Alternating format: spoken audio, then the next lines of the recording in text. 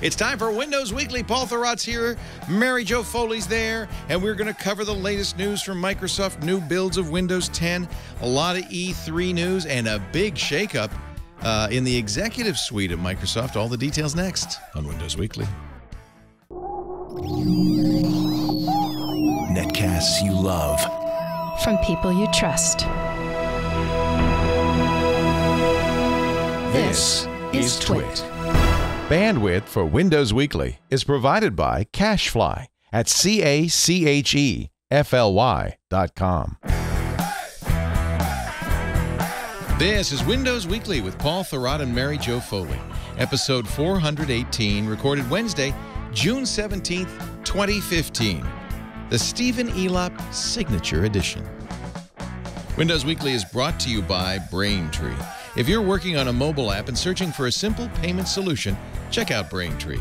With one simple integration, you can offer your customers every way to pay, period. To learn more and for your first $50,000 in transactions fee-free, go to BraintreePayments.com/Windows. And by Squarespace. Squarespace is the best way to create a beautiful website or online store. Start your trial before June 30th to get a free year of custom email and business tools on their professional or business plan. Plus, enter the offer code WINDOWS and get 10% off. Squarespace. Build it beautiful. And by Lynda.com, the online learning platform with over 3,000 on-demand video courses to help you strengthen your business, technology, and creative skills. For a free 10-day trial, visit lynda.com/windows. That's LYNDA.com/windows. It's time for Windows Weekly, the show where we cover Windows every single week, and Microsoft and all that jazz. Look who's here. The woman in red, Mary Jo Foley from allaboutmicrosoft.com. I'm wearing you today. I'm wearing a little, well, it's burnt orange, but it comes out as red on the TV. Mine is too, burnt orange. Oh, no wonder Leo, we match. Congratulations. What? On the Golden State Warriors, who I stayed up until 1 o'clock in the morning watching last night. Wasn't that exciting? Paul Thurrott is also here from Thurrott.com. I know you're a big basketball fan, and I have to say, I watched every game. After watching this series, I'm kind of a basketball fan now too. It was exciting. It was one of the better finals I've seen in a long time. Yeah. I thought we'd go to 7. Man, I am really tired of this West Coast schedule baloney. I don't know why we have to accommodate the Pacific time zone. These games always start at 9 o'clock at night. Yeah, I don't know why. Even in Cleveland, it started at 9. Yeah, it's terrible. That's weird, but I guess it's for us. Well, I mean, who cares about Cleveland, to be honest? But, but the point is, late games. Yeah.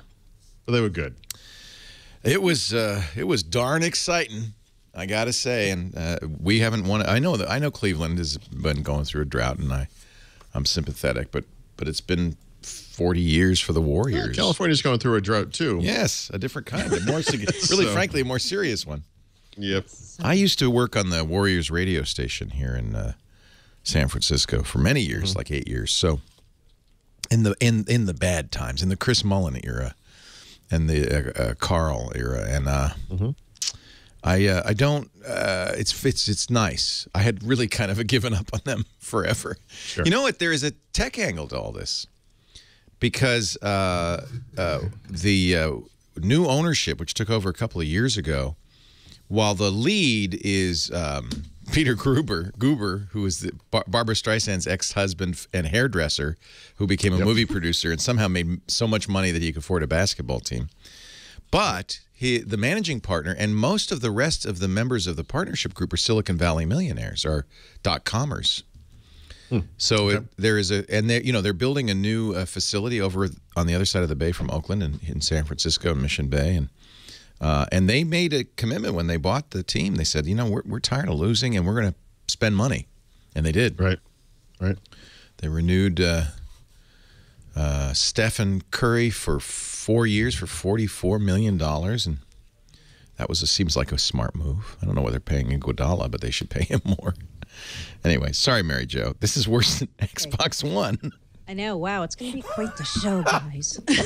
Basketball. I was gaming, up so late what last next? night. I'm just so beat. Well, and it's part of the reason I'm late, because I was so excited. We ordered Japanese food, and I was watching the game, and I leapt to my feet so many times. My wallet fell under the couch. I knew it was there because I'd ordered the food, and I thought, wow, but I couldn't find it. It took me 20 minutes, and then suddenly I thought, you know what? I bet it's under the couch because I'd looked through the cushions, and there it was. Right. That's how excited I was. Leaping to my feet. All right, enough of that. You guys were working on the show this morning when across the ticker tape, you have a ticker tape in there, right? A teletype. The bell rang 5 times. Ding, ding, ding, ding, ding. Mary Jo. That either means we have a new pope or there's been a reorg at Microsoft. Exactly. Mary Jo knows what that means. All right. Elop is out. Elop is out. Meyerson is elevated. Yes, Meyerson now runs a new combined Windows and Devices division at Microsoft. So that means Surface and Xbox and that's a little Windows weird. Phone, HoloLens. He was the guy responsible for 10, right? Yes. So this is his reward for doing such a good job. Windows 10 was his fault. It was his idea. But that's great. I mean, Yep. I think it's interesting. And Chi Lu, who is kind of like the silent killer partner in this whole thing. By the way, Silent killer. he listens to applications and this services. show, I know for a fact. He's a Twit fan. He was at Yahoo. He's a search genius. I enjoyed that he's the silent killer. I bet he would He too. is. He's got all these- brilliant. Now, what is his new assignment? He has the same assignment. So he runs the Applications and Services division. That's the part of Microsoft that does not just Bing, but Office 365 and Office. It's all the software and services stuff. So Outlook. It's worth noting too. It's the part that changed the least in this reorg, right? It did. There wasn't a major firing occurring related to this. And then Scott Guthrie. We like Scott. What do you call him? Scott. Goo? The Goo. The Goo Man? Yep. The Goo. The Goo keeps cloud and enterprise, and he also gets the Dynamics business, so CRM and ERP. So his org is even bigger now. And the guy who did run Dynamics is out, Kirill Tartaner. All of the descriptions of these guys, it's like they're gonna move on and find new things to do with their lives. And Spend more time with their families. they don't really know what that's going to entail. In other words, Well, We wish we valued their leadership. Paul's biggest shocker, though, was Mark Penn also is leaving. hallelujah. I went out in the Guy backyard did and I looked up Scroogle. at the sky and I was like, no. You love Penn. Yeah. He does. He was the former Hillary Clinton pollster Yep. who Could was be a guy. fired from the Clinton campaign and ran the Scroogled campaign, among other things. He did marketing at Microsoft. Right. He also did, what was his last title? Chief Insights Officer. at Whatever that Microsoft, is. whatever that really meant. That's actually the beginning of the end, isn't it, when they give you a job like that? Although, I don't know if you saw where he's going. This is really interesting. He is starting his own digital marketing investment group, and one of the funders of it is Steve Ballmer. Right on, right on. Yep, Stagwell Group. So, yep. He's leaving in September to go do that. Some speculation, although I don't believe it, that he might be doing this also, that there may be some timing to do with the Clinton presidential campaign. Oh, interesting. I didn't even think of that. But he did not leave in that in my article, He but I didn't leave don't- on good I- terms, good right? terms. Yeah, but that doesn't. That's politics, though. I mean, that Yeah. people come and go. You watched Veep on Sunday, didn't you? Amy came back after chewing out the president. These things happen. Sure. Things happen. That's real life. You know that's a comedy, though, right? What? You know, it's funny because Beltway reporters, almost to the man, when asked, "Is what's the most accurate representation of DC? Sure. Is it a Scandal? Is it House of Cards?" They always say, "Oh, it's Veep." Veep. It really. It's not. So it's not the West Wing then. Interesting. it's- Everyone. no, is nobody's not ready smart. with a quip. Yeah, no. Well, actually, that's Veep. They're ready with a quip, but it's like a mean quip. I love Veep. All right, so reorg at Microsoft, and this is the end of their fiscal year, so this is the time you do it, right? It is. Yep. They do it pretty much every year around June or July. There's always a big reorg. It's a cute little annual tradition they have. Yeah. It is. Yeah.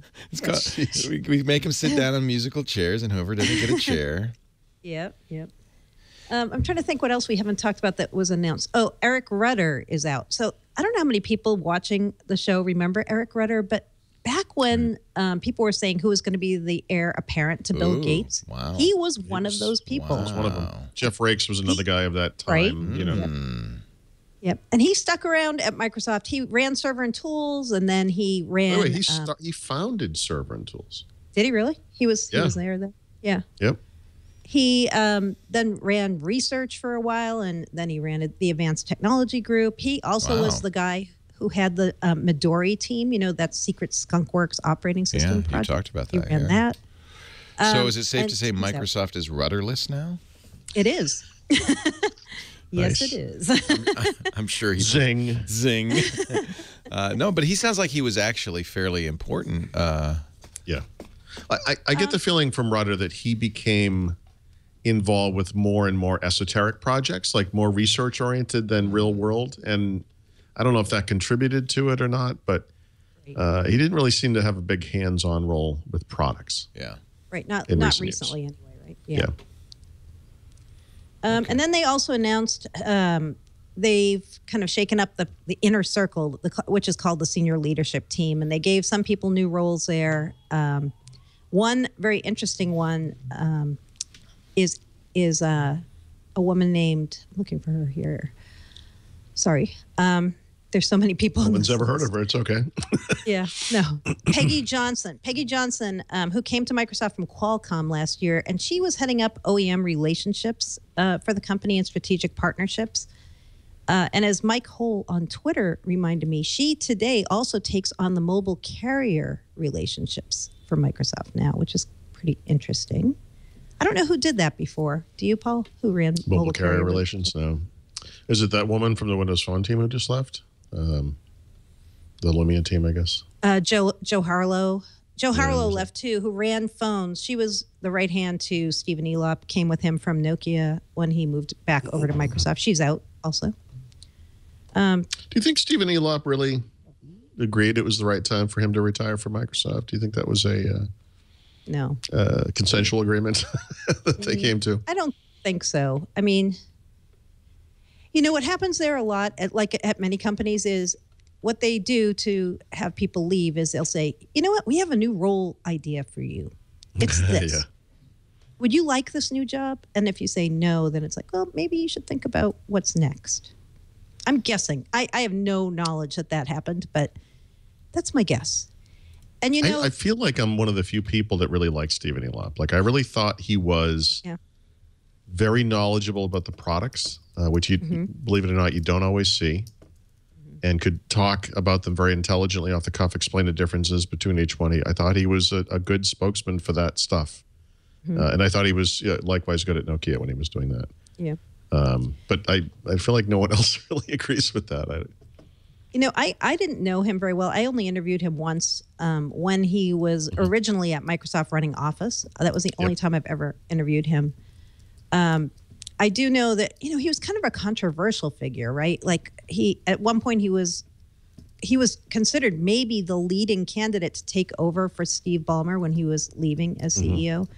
And then right at the time when he was under consideration, somebody, we don't know who, was floating a story that Elop was in favor of killing off Xbox and Bing. And once that information started circulating and some stuff about his compensation agreement coming back to Microsoft, it was like all this negative press suddenly was around Stephen Elop, and it kind of tainted him, I would say. Yep. I agree. Yeah. So ever since he came back, it was very controversial, and a lot of people, remember when everyone was saying he's a Trojan horse. That's why he went to Nokia so that Microsoft could buy Nokia for a cheaper price, and that's why he came back. I wish the world was that evil. I mean, I know. It's just, I know. It sounds they're awesome, so right? incapable of such shenanigans. That would have been excellent, but yeah. So, he's out, and I don't know whether he was pushed or if he decided to leave when they said, your division's going under Terry Myerson, and if you want to work for Terry, you can, but. Yeah, I could imagine that wasn't super interesting to him. Right. Yeah, it's almost surprising he stayed as long as he did, really. In a way it I feel is. like, Especially if you believe, I think it was Bloomberg who had a story, and I do believe this was probably true, that when Steve Ballmer bought Nokia, they said Satya Nadella was very much against the deal originally and then decided to be in favor of it, came around to it. I think if that is true, then you got to kind of wonder how he felt about Elop, being part of that whole deal. I bet Elop came back to Microsoft specifically because he was hoping to be the next CEO. Yes. And when that didn't pan out, that might have been the beginning of the end, that. Right. Yeah, but I mean, it took him a while. It was a long it did. fade. Well, they did. After he came back, then they gave him a bigger role, right? He was heading up all of devices. So he was running Surface and the HoloLens and the Band and Xbox, right? Yeah. So they gave him a much more expanded They tried role. to keep him, in other words. Yeah, it did. It does feel like that. Yeah. But then he left. As of today, he's gone. So I like the guy. I feel bad about that one. Yeah.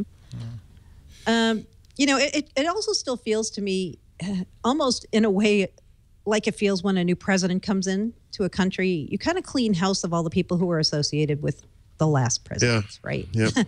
And so I think Elop was very much associated with Steve Ballmer, as was Mark Penn, right? And now Nadella is kind of saying, hey, I'm going to bring my team in here to run things. And I've got Peggy Johnson and I've got Terry Myerson and Scott Goo. And do you feel like maybe they gave him some sort of golden handcuffs to keep him? I wonder. In the or also people are asking me, what did he get for severance to leave? I don't know. Right. Maybe he didn't want to. It's suffice to say he's set for life. I mean, he got so much money to come to Microsoft. Exactly. Right. Yeah. Right. He didn't. Yeah. None of these guys at this point, I would bet, need the job. I don't know. As somebody who still needs a job. I wonder about this stuff all the time. I see like Eddie Curry is a good example of this. Eddie Q, sorry. Why at Apple? Why? Why even bother at this point? You won. Enjoy it's kind of a problem, frankly, for companies like Apple and Google, where the stock price has gone up a lot, and early employees are well taken care of at this point, and they've vested. Well, for Stephen Elop in particular, right? This is a guy who was the CEO of Nokia. He was doing this crazy, worldwide travel where I think his family stayed in Seattle for a bunch of that time, and he was in Finland for a bunch of that time, and then he comes back to Microsoft. And I don't know, Mary Jo, if you remember how much they gave him. What do you know what the amount was? Yeah, it was some crazy amount of money. It was a crazy amount of money. Yeah. So somebody hands you tens of millions of dollars, hundreds of millions of dollars, whatever it was. And you're going to go to work every day now? You're going to get up at 9 o'clock in the morning, or be at work at 9 in the morning every day? Seriously, I don't understand how people don't check out at that point. Yeah, it's amazing. Some people really love it, right? They're in it. I mean, look at Bill Gates. Why is he still working? Really. Yeah, people. Yeah. Well, it tells you. The problem is, me and Paul are lazy. And if somebody gave us $100 million, we'd be out of here. Listen, let's face it, $5 million maybe. And the next time I'd run into you, it'd be in our hypergliders above the earth. Yeah. Hey, Paul, how's retirement? How's going on? Paul would still be writing field guides. I'm telling you. Yeah. No, he wouldn't. I don't think. He would. Really? I would. Listen. Everyone would enjoy a more relaxed schedule. I can tell you that. Let's put it that way. I just find it amazing. You got to remember, like, I don't know Stephen Elop's personal schedule, but I believe this guy went into an office every day. I mean, yeah, that's no fun. It's kind of incredible. That sucks. It is. Park in a car. Holy cow. I mean, his wife hands him a bag lunch with like an apple in it. Exactly. That's no good. That's terrible. I don't know. It's just, it's interesting to me. Yeah. I'll tell you my biggest surprise today when I started reading through Satya Nadella's memo to the groups. Kevin Turner is still at Microsoft, the COO. That, by the way, it would be worth writing a blog post called Kevin Turner is still at Microsoft, and then just republishing it every 3 months. I know. Just as kind of a reminder to people. By the way, here's why I'm surprised. I'm not saying it. I'm not saying if I were Kevin Turner, I might have my feelings hurt a little bit right now. No, here's why. So he also was a Steve Ballmer protege, and at one point considered the heir apparent to be the next head of Microsoft.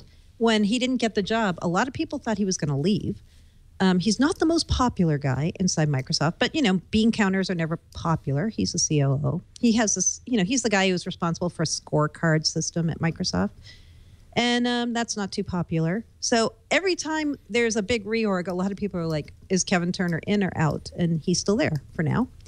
And he, even as part of today's reorg, got responsibility for more of channel and partnership opportunities around Microsoft's Dynamics business. So he actually gained a little bit of power in today's move.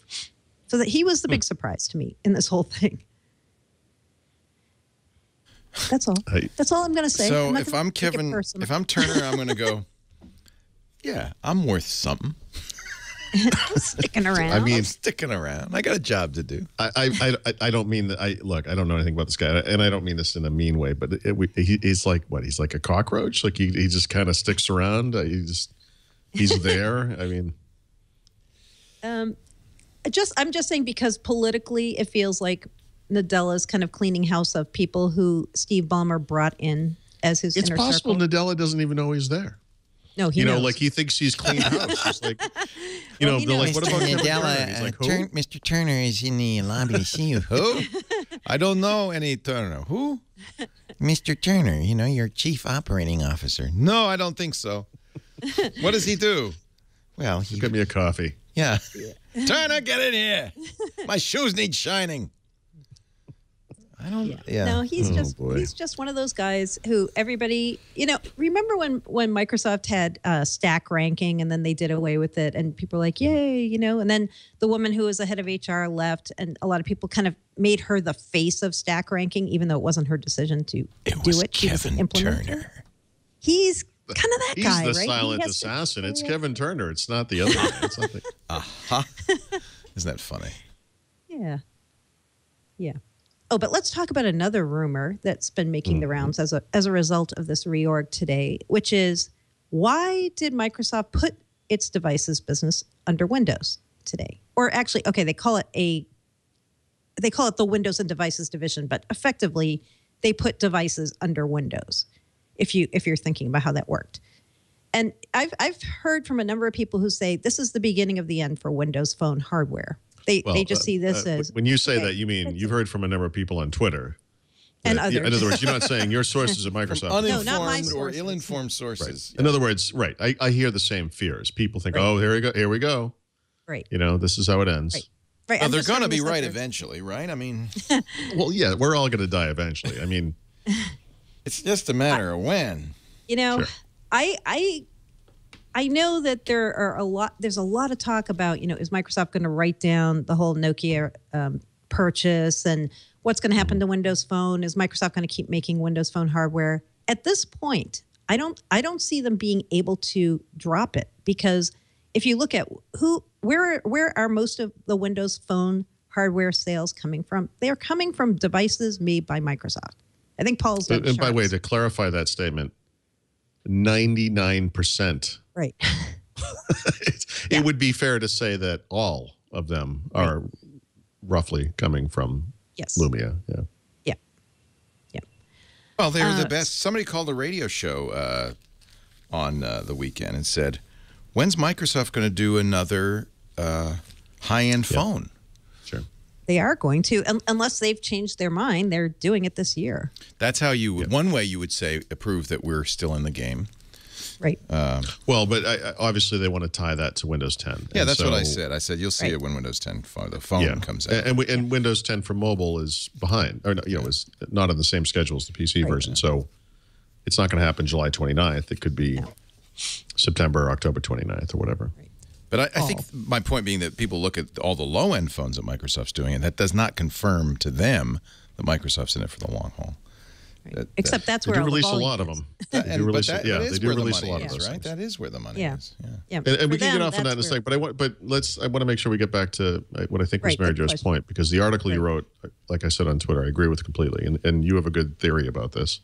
Yeah. So what I really think is going on here is, last year when Satya Nadella said Microsoft is not a devices and services company, they're a services and software company basically. That means hardware at Microsoft has a supporting role, right? It's meant to showcase the software and services that Microsoft builds. It's not meant to be its own kind of standalone business, at least the way Nadella talks about Microsoft's mission right now.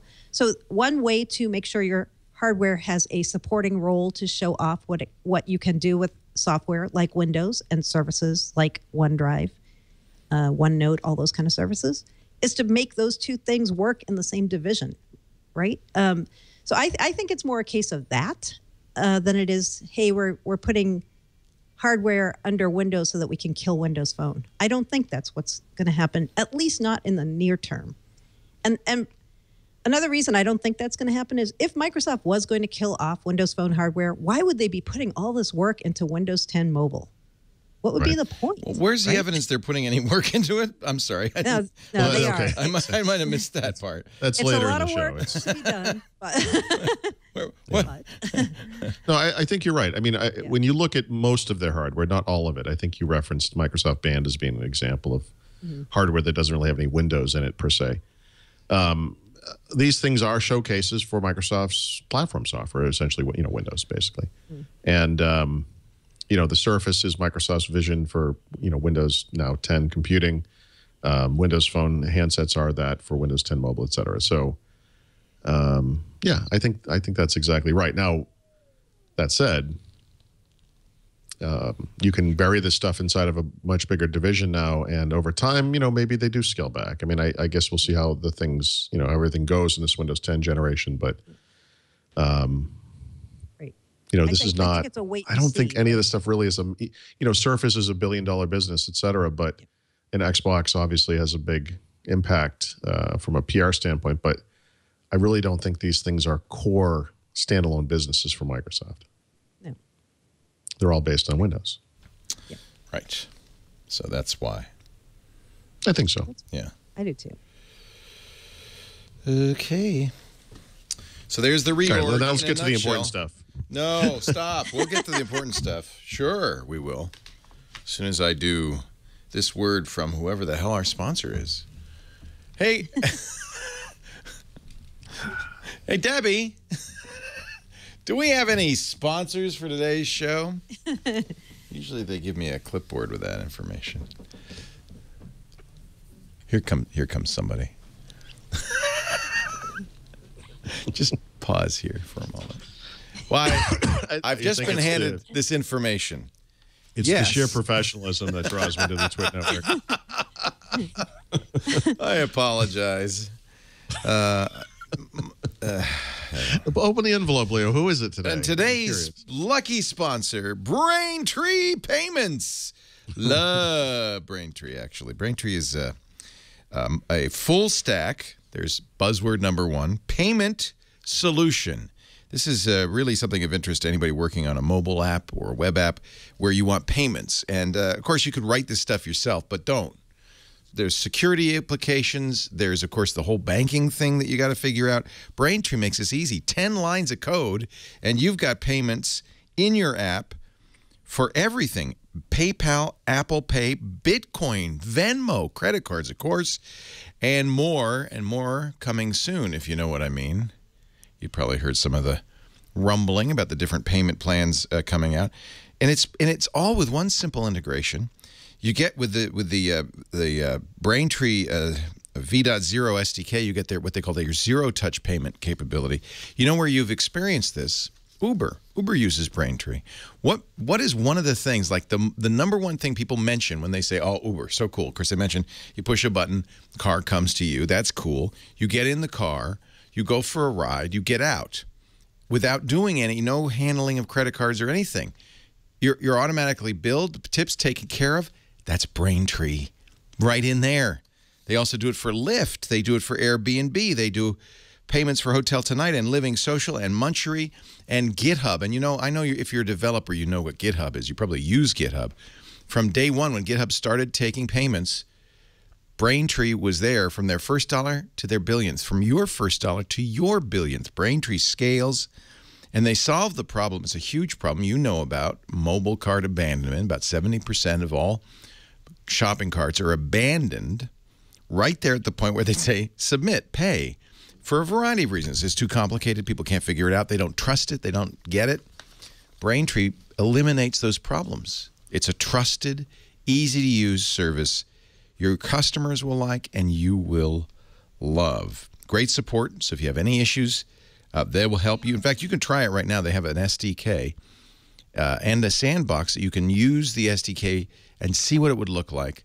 BraintreePayments.com/Windows. And if all that were not enough, they're also going to throw in your first $50,000 in transactions fee-free. What? Yes. Good deal. BraintreePayments.com/Windows. Your first $50,000 in transactions fee-free. Look, you owe it to yourself. And if you're not the decider, well, tell your boss or whoever's responsible for this, say, hey, look, Mr. P.O., you got to take a look at this because this is amazing. BraintreePayments.com/Windows. Remember, the first syllable of Windows is win. It's actually wind. Braintree Payment, or is it win? BraintreePayments.com/Windows. Paul Thurrott, Mary Jo Foley. For Windows. The first, it's win. It is win. The first syllable of Windows is win. It's not Windows. Windows. That's how I say it. Windows. Hey, Windows. So, E3 is going on. We haven't really, I feel bad because we haven't done much to cover it. We covered on Tech News Today and Tech News Tonight, but we didn't. In the past, we've gone down there with camera crews and we've done a bigger thing. It's me. I'm burnt out. I feel like you go to E3 and really all you see is things that are coming next year. And you see big splashy. Plus, it's like having a seizure. It's like it is, and it's all cutscenes, very little gameplay. Yeah. Although, by the way, I said this on Twitter the other day.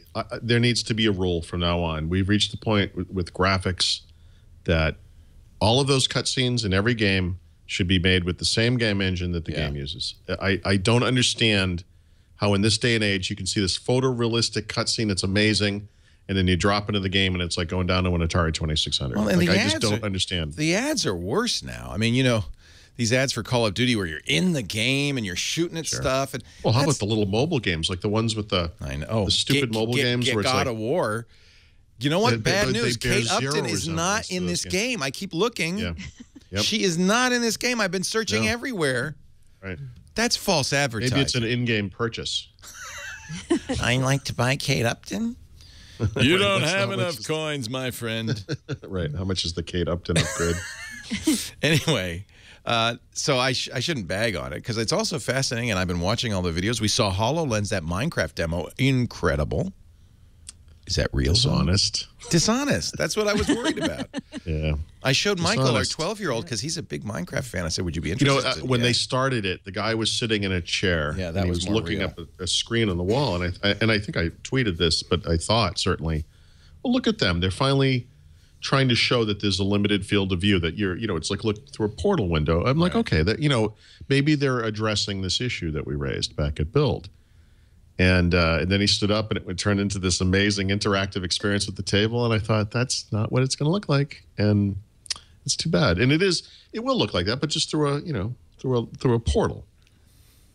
It's too bad. Yeah. I was reading people who were there who got to try. I guess there was something where you could actually go and try a simulation. When you were looking at Halo 5, there was like a beginning piece of that demo. And people who wrote up the reports of it all mentioned, like, wow, this field of view in this thing is like the size of a mail slot. Oh, it's almost like so we accurately described it back in April, and even though everyone was dumping on us for just telling the truth about it. Yeah. Well, that's really a big depressing. mistake. I just feel like they can't misrepresent this. God, can they change this before this thing comes out? Apparently they're not. That's what I've heard. This is it. Well, then they shouldn't show videos, because what they showed was, and they said, oh no, we fitted a HoloLens to our camera. Yep. And this is what you're going to see, a table, and you're on the table, goes, oh, look, she's on the thing. Oh, I'm going to mess with stuff here. I do want to be clear. I mean, we had that Minecraft demo back in January, and not that exact one, but, a Minecraft demo. And it looked a lot like that. I mean, you do get that sense of depth where the hole in the ground seems to fall into the table. It really does look like that. It does. And it's impressive, The problem is on the shipping hardware, they've really constrained the view. Was Microsoft's mistake showing you a fuller field of view when they first demoed it? And would you still have this reaction if you hadn't seen that? Yeah, I mean, I think so. The one thing I'll say, and Mary Jo will remember this, I was complaining the whole way into this demo in January because I thought this was going to be lame. I knew this was fake. It was going to be stupid. And then we got in there, and it was amazing. It was amazing. Yeah. And so for the April demo, I was really kind of pumped up for it. If anything, this is going to be better. How could it be worse? We've got the shipping hardware. It's going to be lighter on your head. It's going to be nice. And yikes. And yeah, so I don't know what to say. I mean, if they had shown me what I saw in April back in January, it's impossible to know how I would have reacted to that. But I mean, I think setting realistic expectations is important. And I think it's more important that when they're on stage doing a demo of this, that they realistically portray what you're going to see. I agree. Which is not to say that it won't someday be that good, but it's not going to be in the first version. Sure. I mean, but it's like showing off a prototype of a car and saying, look at this awesome new thing we're going to make. And then you actually have to account for like bumpers and safety equipment and, whatever it is. And the finished car looks nothing like the thing you showed off. I mean. It's about power. Is that what it is, you think?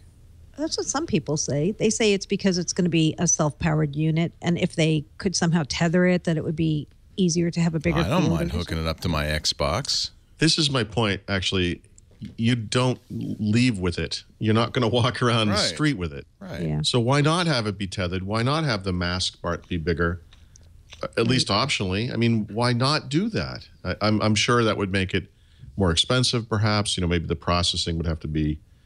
Would take up more space and be bigger and, whatever, to have more of a view. I don't know. I mean, I'm not really sure what the issue is, but I mean, I think the goal of a truly untethered AR experience is the thing you give up for V1, not the view, right? I mean, I'd rather have this, than this. Yeah. When you're looking, though, at something in the distance, is that view still as constrained? It is, right?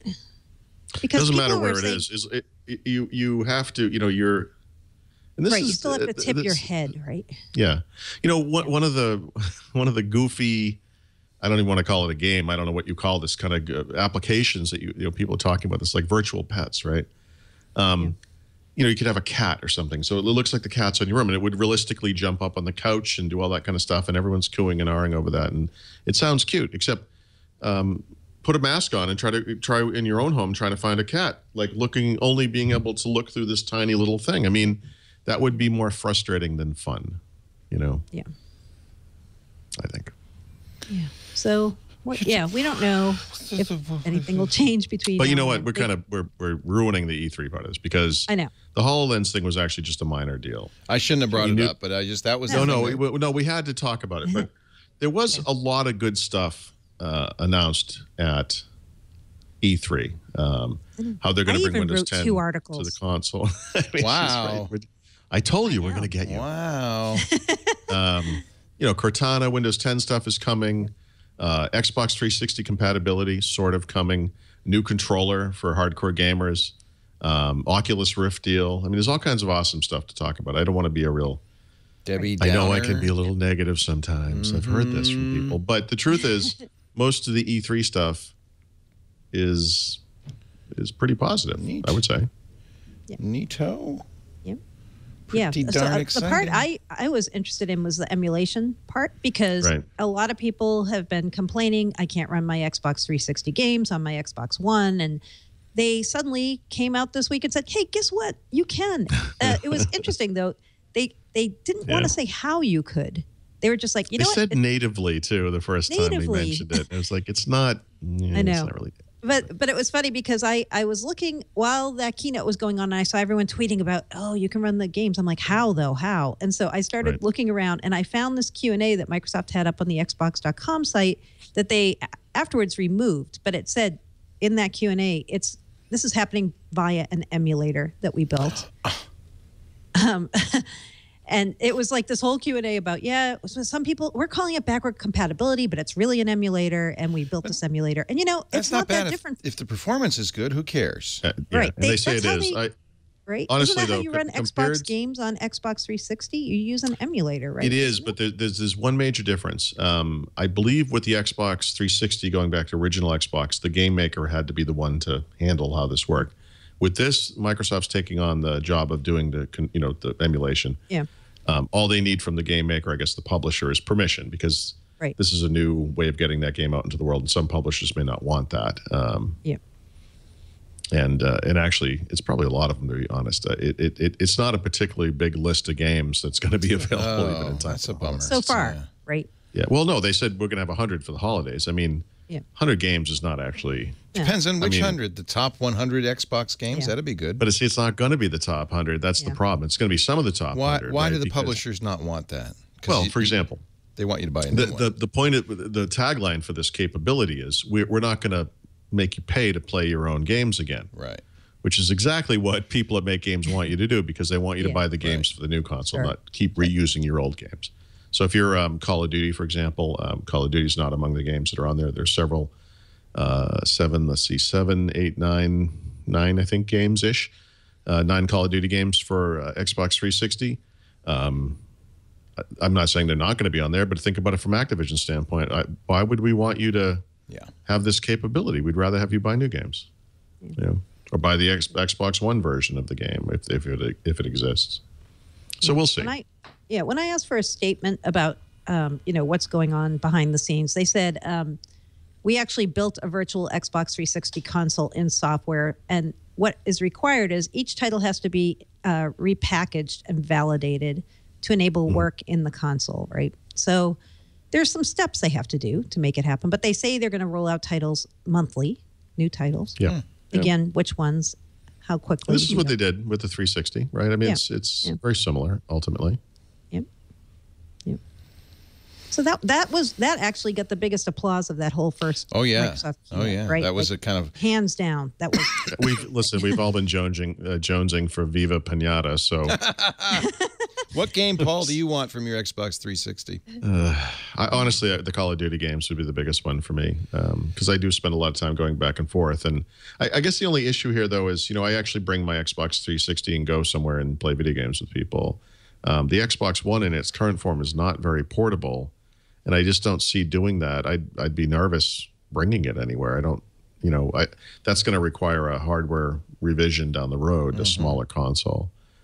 So I think Tom Warren or somebody had written, something to the effect of, there's an Xbox 360 in my Xbox One. And it's like, well, there could be. There's plenty of room in there. I mean, the thing's the size of a Volkswagen. But, yeah, I mean, I've heard from a lot of people that this is going to be the thing that gets them to upgrade. That, when the Xbox One launched, this was the sticking point. But I think like more of an aesthetic thing. Like, well, I'm not going to buy a machine that won't play my old games, even if you never actually go back and play them. Never play them. Yeah.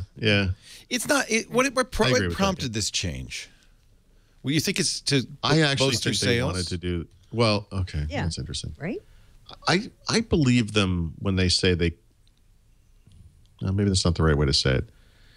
I think Xbox One was rushed to market somewhat, right? And you can kind of see that in the last year of updates, right? That every single month is like an incredible amount of stuff they can add to this console. I think it's fair to say, what I was going to say was that they didn't have the technical ability to ship Xbox 360 compatibility with this thing at launch. Maybe it's fairer to say they had bigger fish to fry, as far as filling in all these missing features and so forth. And that this is something now that they've had the time to really work on, they've been able to figure out, and it's going to work, it looks like. So, right. I guess the only thing I would say is if you look at the Xbox One as sort of an evolving value equation of some kind, right?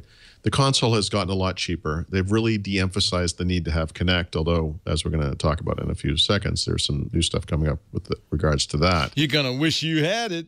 I think so. And they've kind of de-emphasized, it doesn't take away from, but they have kind of de-emphasized the entertainment side of it in order to appeal more to their core gamer audience, right? Who I think felt a little left out of the loop, with the original launch. It was really heavy on the TV. Yeah, they really pushed it as a media device.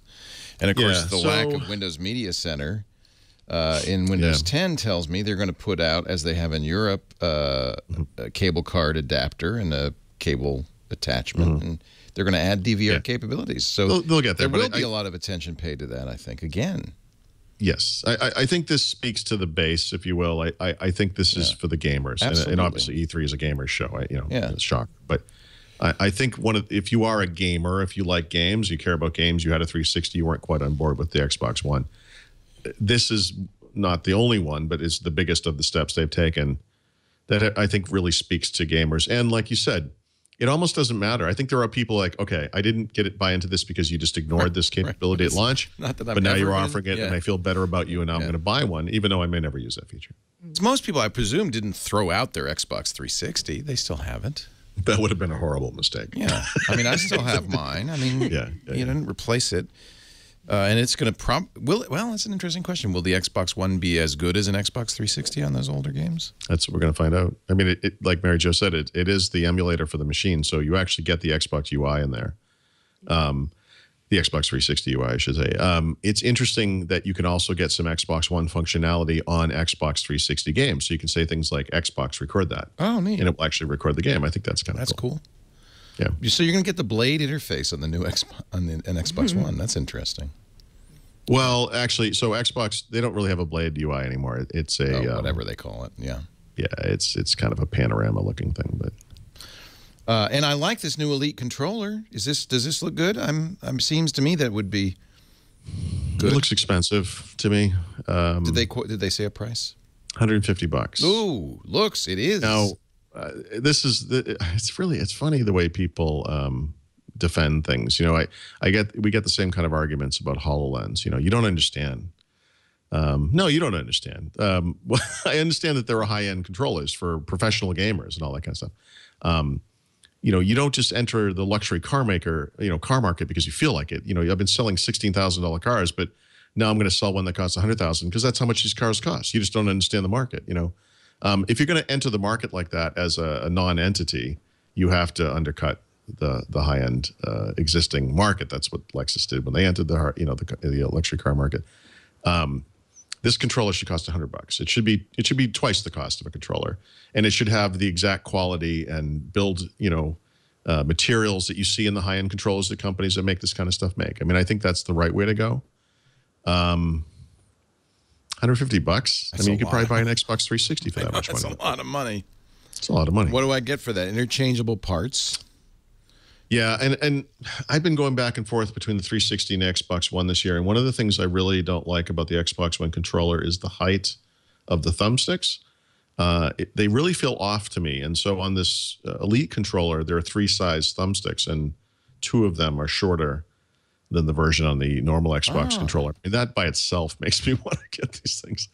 But yeah, they have additional paddles on the bottom and 2 different kinds of D-pads, and you can swap out. You can program every single button to do whatever you want. So if you want to reconfigure how stuff works, you can do that. If I had this, will I beat you at Call of Duty? No, Leo, that's not going to happen. Really? You sure? I feel pretty good about that. It's not going to make it a lot. It's not going to make me a better player. Well, I don't know. Maybe it will. You shouldn't have said Call of Duty. You seem doubtful. Like I could never become a better player. No, you could. If I had the 10,000 hours of practice you do. Leo, listen, if anything is obvious to me, you could absolutely be a better player. Well, I'm going to buy one, and I'm going to kick your butt. So there. $150. 3 times more than the existing controller. Yep. Okay. I mean, so it's a small market. But again, they're at E3. That's the people, if anybody, that's who cares. Fair enough. Yep. Anything else to say about the Xbox One? Let's see. Oh, there's lots. Well, new games, right? So Halo 5 is coming out this year. Gears of War 4 is coming out, I think they said next year. Yeah. Early next year. That didn't honestly look all that great. Ghost Recon and Rainbow Six have new titles coming out this year, which look really good. Those aren't going to be Xbox. The Clancy ones. Those did look good, yeah. Yeah, and those were great games. Rainbow Six won in Vegas. Cuphead. What? What is it? There's a game called Cuphead, isn't there? Oh, Cuphead. I'm like, what are you talking about? Oh, that's the one that looks like the 1950s cartoons. Yeah. Right, with the guy in the boat, and they're kind of how those cartoons kind of they animate in kind of a what I'm waiting for. I'm gonna get the Fallout with the wrist with the Pip Boy right on my Fallout. Yeah, Fallout 4, because you can actually get the thing. Right. And I understand. I mean, and I put my phone in there. It's like an Apple Watch, but you can actually tap it. And then while I'm playing the game, my Pip Boy's doing stuff on my wrist. Is that right? That's yeah, that's pretty cool. I mean, that's but the worth big news, $150. obviously. Okay, go ahead. The big news. Well, the big news is Call of Duty is leaving Xbox for PlayStation when it comes to getting DLC first, which is kind of a big deal if you're a Call of Duty guy, which I feel comfortable saying we all are. I hear you on that. Yeah. What that means is over the course of the year between Call of Duty releases, they release drops of downloadable content.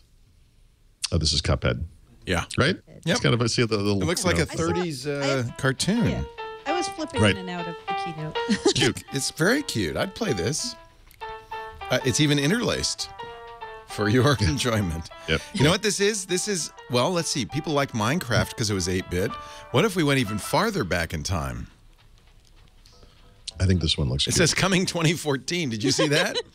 Yep. It did say that. Everything's retro when it comes to Cuphead. Wow. Cuphead 2014. I guess they're finally getting around to putting it out. Sorry, I got distracted by Cuphead.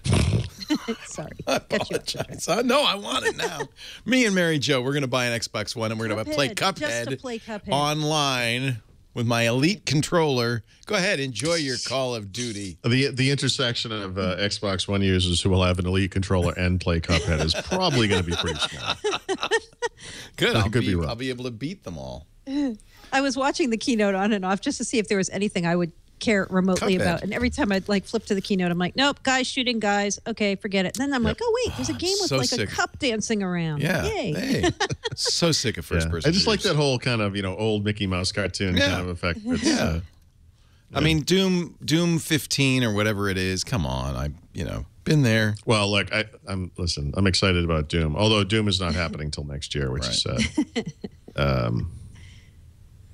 So also, look, they have to do all this. Also of interest. So they said that Windows 10 would be on Xbox this fall. Mm-hmm. That just got slid in there. What is like that? a very small mention. It was like It was not really part of the keynote at all. I mean, it they just wasn't. kind of, It wasn't. yeah.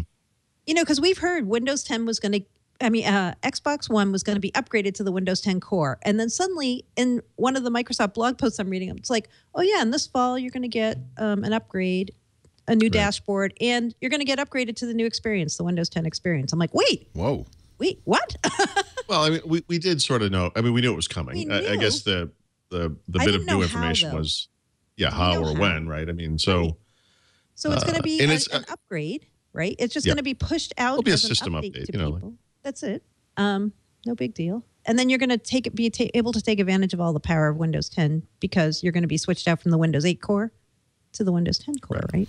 So this means that my Xbox One will be a Windows 10 computer, basically. No. I mean, it's right? so you're not literally getting like the full screen start screen from Windows 10 or anything like that. Yeah. With a special gaming UI or No, lean you're back getting the UI. Windows 10 The core. UI it's tailored to the device. I mean, I think remember if you think about all the devices we talk about here, phones, tablets, PCs, HoloLens, Surface Hub, Xbox. In each case, that the UI you get is tailored, to the needs of the device, right? And the input type, in this case, a controller. So we're not going to have like edge UIs or anything like that because it doesn't make sense to gesture or whatever. No. What is the UI like? It's like edge UIs, like the start screen from Windows 10. No, it's just, it actually looks a lot like the current UI.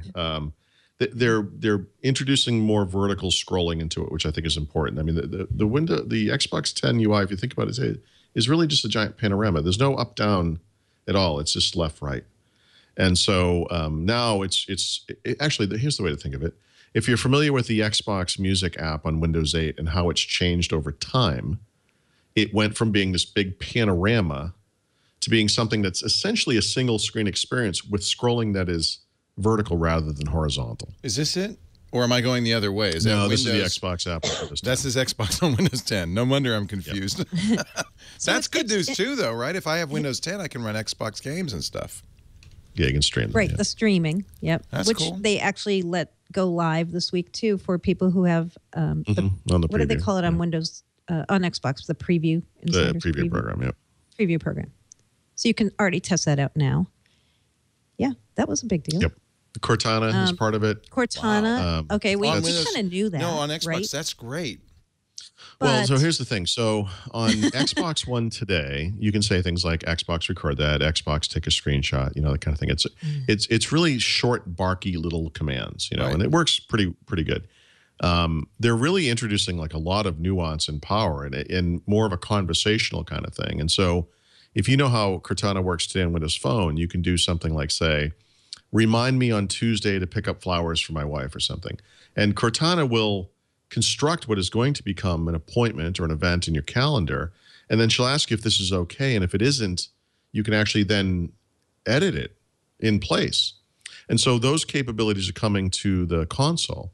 And so you can say things like, instead of Xbox record that, you could say, Xbox, record the last 2 minutes and post it to my activity feed. More complicated That's things. great. Xbox, invite Amanda to my party and have her join the game or whatever. Nice. You can, and I can't think of the example they use, but they use one like that calendar thing where Cortana will say, okay, I'm going to do this, this, and this. Is this okay? And if it isn't, let me know and I'll edit it. And then you say, okay. And then she goes off and does all of it.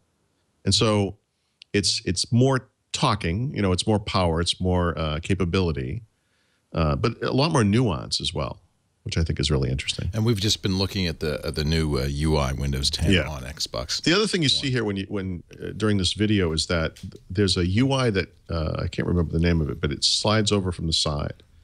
And if you think about the way the Xbox 360 worked, the way the Xbox One works today, there are these UIs that pop up when you tap on that Xbox button on the controller.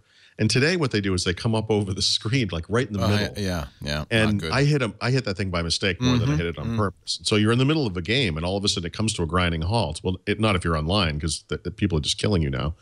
If you're in that kind of a game, and now it comes up on the side. And I mean, I know that sounds like the smallest thing, but honestly, seriously, 10 years into this, that is actually pretty huge. So you could keep playing. You mean you Yes. get a smaller screen, yeah, but you and could see keep the playing. screen. Yeah. Yeah, it's nice. It looks nice. So But- does Larry Herb, by the way, in that paisley purple. purple shirt. Holy cow. He always looks so happy. Major Nelson. Yeah. The part though that I guess people were assuming, but I wasn't assuming, was you need Connect to talk to Cortana on the Xbox. I was thinking maybe you could use your mic and your headset for that. I can't imagine why you wouldn't be able to. And Well, I've gone back to Microsoft twice now to ask, and both times got a very weird, vague runaround answer to that question that makes me think it still is going to require Connect. that's what they've been saying at the show. It requires Connect. Yeah. I asked them at first, can you do it without Connect? Could you do it with a headset? And they came back, Connect is the best way to speak to Cortana on Xbox. I'm like, yep. So is it the only way? You know what? Right. It's a great way to speak to Cortana on the Yikes. Xbox. Okay. Does that mean only? Here's my expectation is that even if it doesn't happen immediately, they will eventually enable that support, that you don't need Connect for this, because that makes no sense. It And doesn't. if you have spent the money, they just came out with a controller type that has a standard headphone jack. Right. It almost seems like this would have been why they did it. This is an integral feature now of the system, whereas you could make the argument before that the voice control stuff they had previously was, a nicety, but not necessary. And the Connect coolest thing about is Connect. no longer bundled, right, with Xbox One. So it would be like you would buy an Xbox One and then you try to talk to Cortana and you couldn't. Well, I'm probably not going to do a lot of this stuff personally, but I just mentioned how this sidebar kind of comes in and doesn't block the screen, and how awesome that is. What's even more awesome than that is nothing blocking the screen. You're playing and you're talking to the system, and it's doing stuff for you without you having to interrupt what you're doing. So you're in the middle. The demo they show is they're racing down the road in some racing game. Hey, Cortana, could you please invite Amanda to the game and have her join the party? The racing never stops. Wow. Nothing is in your face.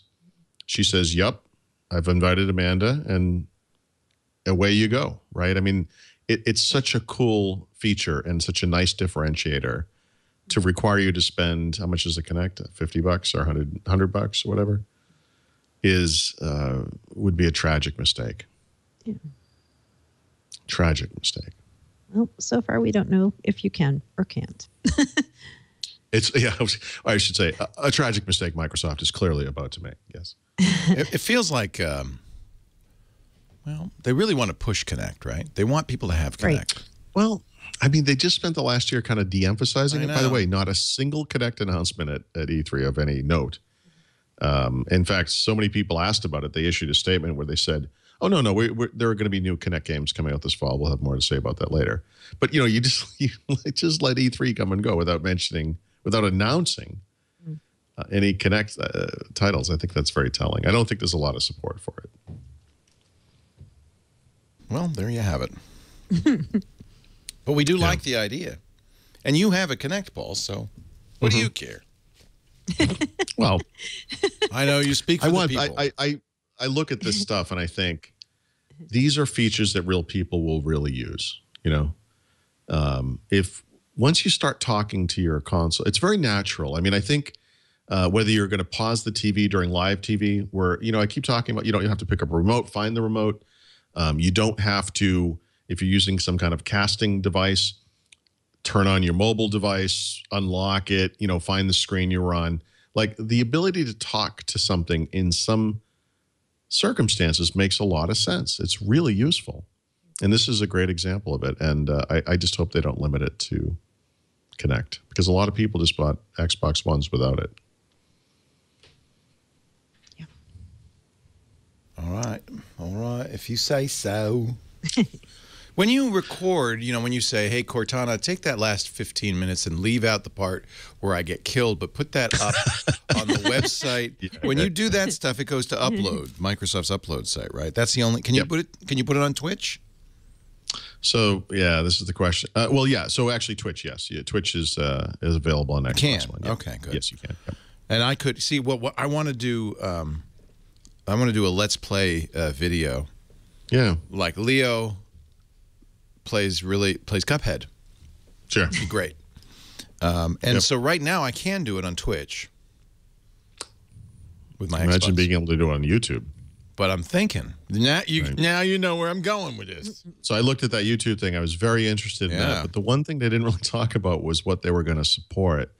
I don't know if we've talked about this a lot, but Google and Microsoft don't really get along very well. And I have to imagine if YouTube's going to be serious about video games, they can't ignore this. They're going to have to come out with an Xbox One app for this. They've never said this to my knowledge. I hope that they do. I don't have anything against Twitch, but you have to admit there's really nothing that has the reach of YouTube when it comes to video. And they already make it really easy to upload video and publish your own videos.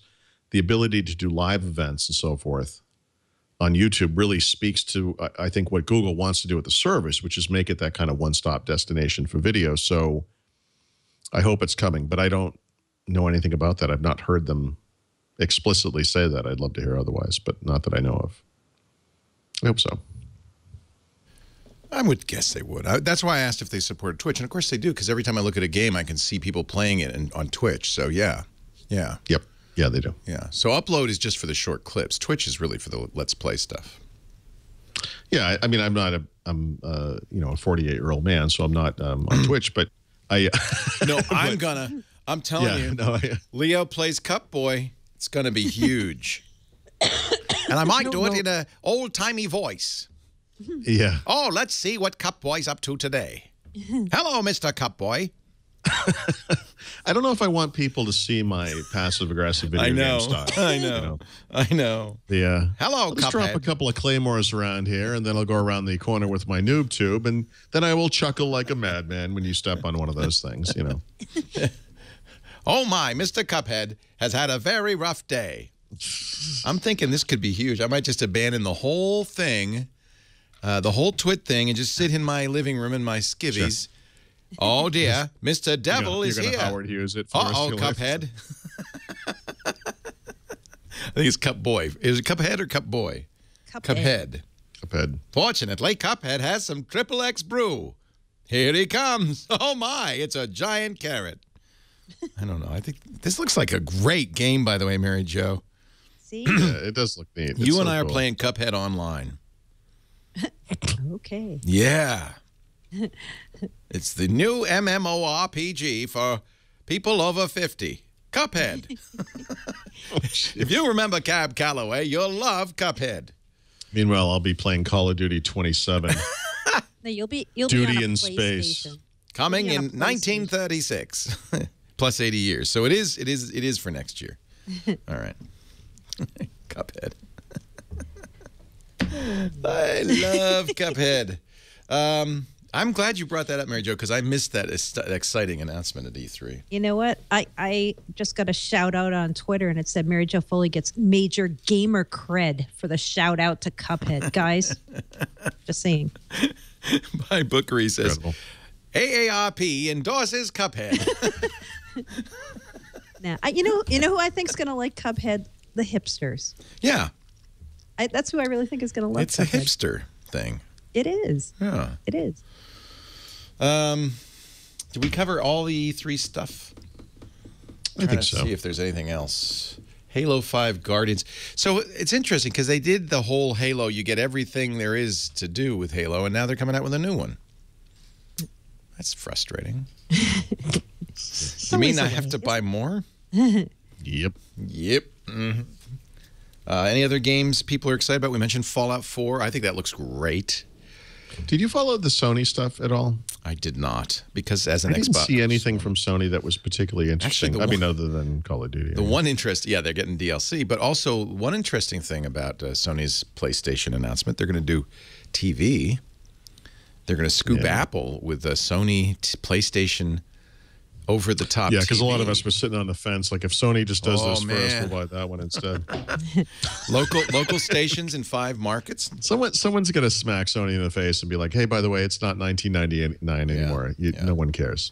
Yeah. See, it's as Microsoft backpedals the media center stuff and focuses on gaming, Sony says, hey. Well, I just want to, but I want to reiterate, because I actually got a bunch of feedback from people who really felt like Microsoft was leaving them in the lurch. And I think these guys were sensitive from the media center stuff. And now here's Microsoft with Xbox talking about game. And it's like, guys, first of all, this is E3, which is all about games. Right. Secondly, none of this stuff detracts from its capabilities as a media center style device. I mean, it still has all the great apps, still has live TV, all that stuff's in there. So I think that stuff gets better. I think they went a little overboard in the entertainment direction at launch. I think they're doing a little course correction here. I think it's very important for a video game console to focus on video games. So I think it's okay, but I think it will do both, and it will be fine. Okay.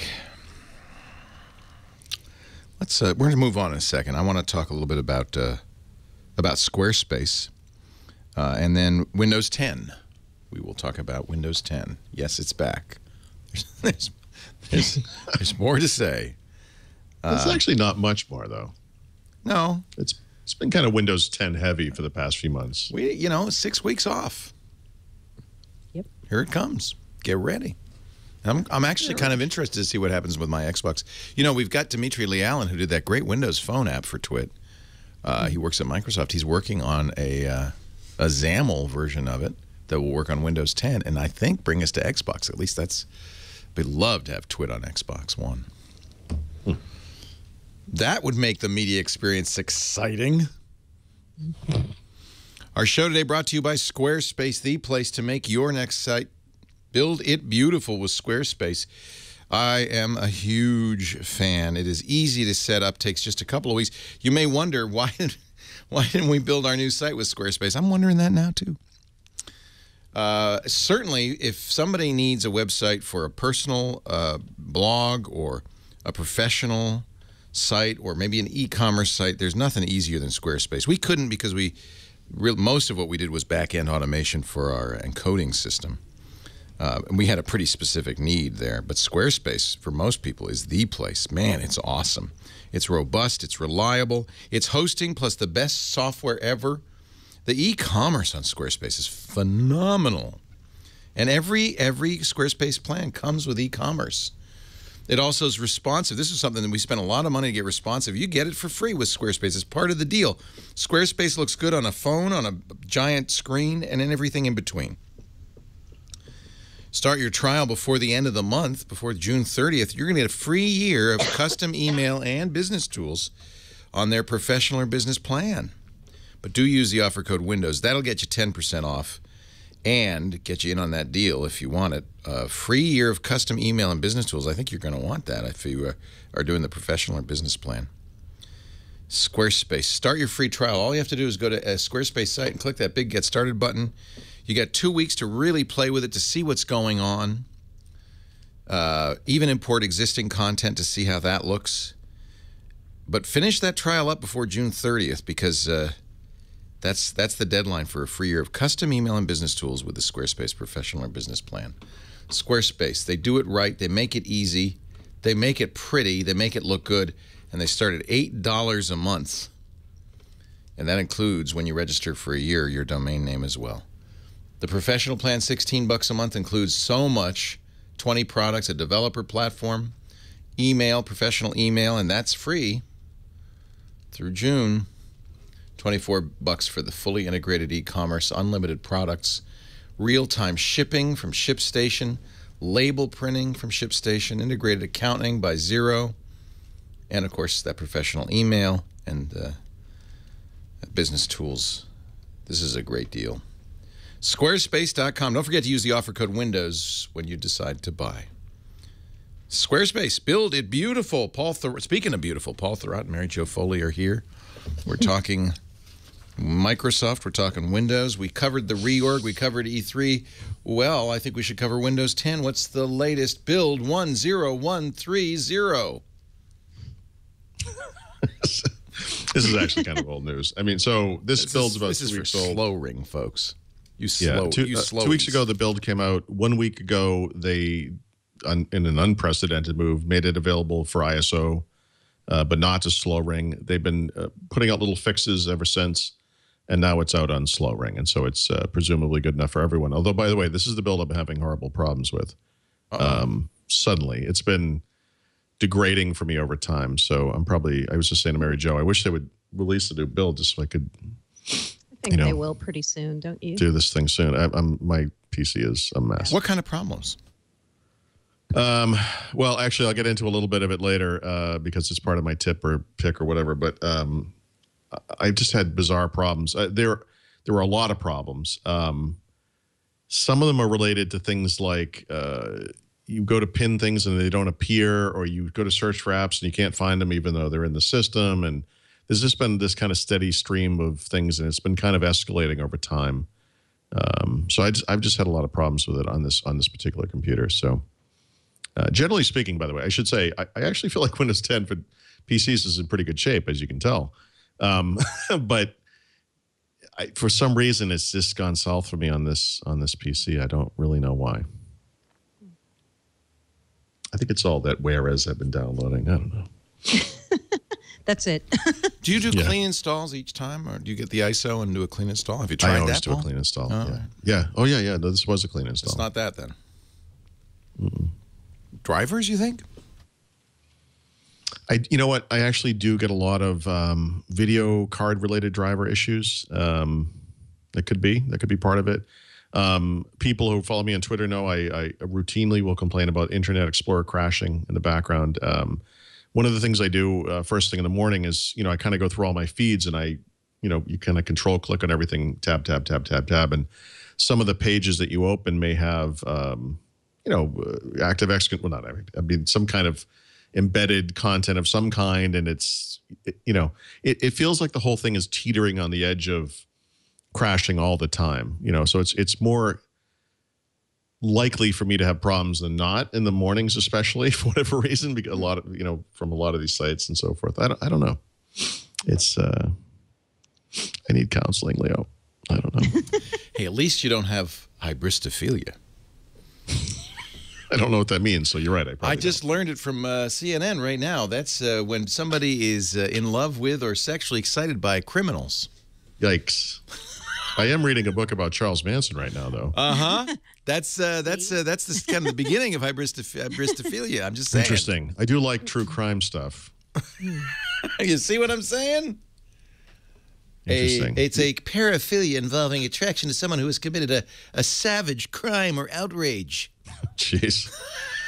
Those guys in jail seem to have no problem getting married. There is something a lot to of those this. books. Well, they're saying the reason this is coming up on CNN. Well, have you seen the TV show Aquarius? No. Is that what that's about? So it's David Duchovny. It's fantastic. It has to do with the Charles Manson murders. And I had read Helter Skelter many years ago, and I bought it on the Kindle, and it's a huge book. But it's a great book. Vincent Bugliosi. Yep. He just died, by the way. The late Vincent Bugliosi. Hey, 10136, new Windows 10 mobile. Test build. Are you excited, Paulie? Or do you have hybristophilia? This is kind of an outrage. So I actually think this build's pretty good. And so I should download it because I've been kind of holding off. So the weirdness here was the other day, Gabe All got on Twitter and said, we want to release this, but there's a problem. And if you're already using the Windows Insider builds on your phone, you're not going to be able to upgrade if we do it this way. And so people voted and they decided to release it anyway. And so the only way to get to it is to go back to 8.1 if you've upgraded previously, or take an 8.1 phone. And, okay. So I'll wipe my phone. Go to that. So yeah, I wiped a couple of phones, and I actually, is this one done? I think in each case, what I've ended up doing, and I had to do this in the past too, I have issues with Windows Phone when you on upgrade where it screws up the start screen and lots of things. And what I found is that after you do an upgrade like this to a new build, then you reset the phone, and it resets to that build, right? And so now you get kind of a clean install, basically. And those seem to go pretty well. So I'm going to try to use this build more this week, and I haven't really written too much about this yet. So would that be enough if I reset the phone to reset it and then install it, or do I have to go to an active rollback? No, you need to use the Windows Phone recovery tool to go back to 8.1. We know how much I love that. If you just reset it on the device, it resets to whatever version of the OS is on the device. What could possibly go wrong? Search for Windows Phone recovery tool is what you're looking for. Oh, I have. The goofy thing about this too, what's that? Isn't there going to be a new build next week that's going to fix this install issue?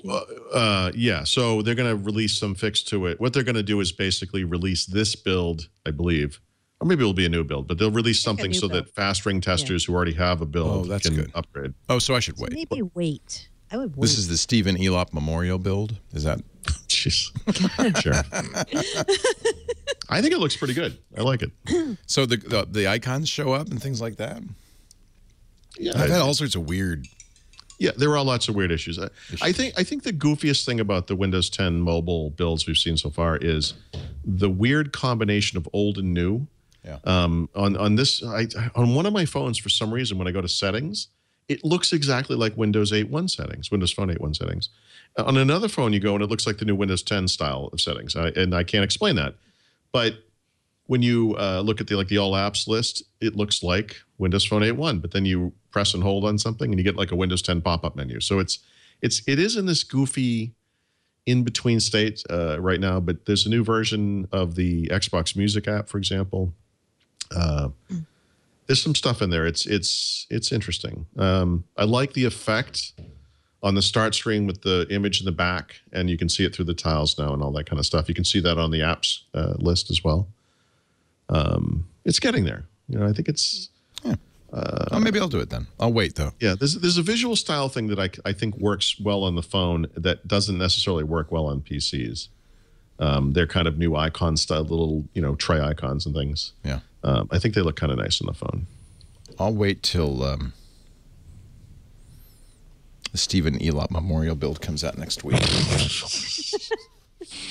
The Stephen Elop signature edition. Signature edition. Yeah. Sure. Oh boy. Speaking of which, there are some new phones. There is a Lumia 735 coming to Verizon. Yeah, there's a lot of this stuff now all of a sudden. So 735 is from last year. I first saw it in August. Oh. I mean, so here it comes. It's an old phone Verizon. coming to Verizon. I get it. All right. This is a good phone, though. A mid-level phone. I can't remember exact. I think off-contract pricing is $150, if I'm not mistaken, $140. That is a fantastic phone. It's a really nice one. The 640 is already on Cricket, It's on T-Mobile today. I don't have that in the notes. The XP, which is sorry, not the XP. I wrote XP. The XL, the 640 XL. Old habits die hard. I know. Sometimes when you type things, a lot of times if I type a word that starts with the letter M, I just finish Microsoft, even if it's like mother, dear Microsoft, I need some money. So the 640 XL is a 5.7-inch kind of phablet class version of the 640, which is neat. But more important, it has I just forgot. I want to say 16 megapixel camera. I've not tested this one personally. I'm looking to do that. $250 off contract, which I think for this phone is going to be an awesome price. That will be available on AT&T starting next week. And so we're not, again, no flagships, but, the 735 and the 640 XL in particular, 640 as well, I guess, are, mid-range phones. Both the 735 and the 640 XL have fantastic cameras. And so they're interesting, if only for that reason. And good, so that'd be worth looking at. And let's see, that's our Windows Phone segment for the. Yep, it was pretty short. I think we should call it the Stephen Elop Windows Phone segment. The Stephen Elop Memorial Windows Phone segment. Sure, it'd be kind of fun. I'll get something made up. Can we play some music from like The Godfather or something, like Stephen Elop wakes up in bed with the horse's head kind of thing? Let's see. We got a couple more things. Skype Modern. Stephen, I knew it was you. Skype Modern's gone. Remember did we talk about? I think this we mentioned that week? last week. Yeah. Yeah, we mentioned it. That Microsoft had decided to kill off the modern version of Skype for Windows and replace it with the desktop version. Since that time that they made that announcement, which was July 7th, they've come back. I asked them for more clarity on some things because it was like, wait, what did you just do? Didn't you tell everybody before they should be going to the modern version of everything? And now you're telling them to go to the desktop version? And what they told me was, they didn't say it in exactly these words, but it sounds like the idea of everybody go desktop is because they're not going to be ready yet with the modern they're not calling them modern, universal versions of the new Skype apps that they're building.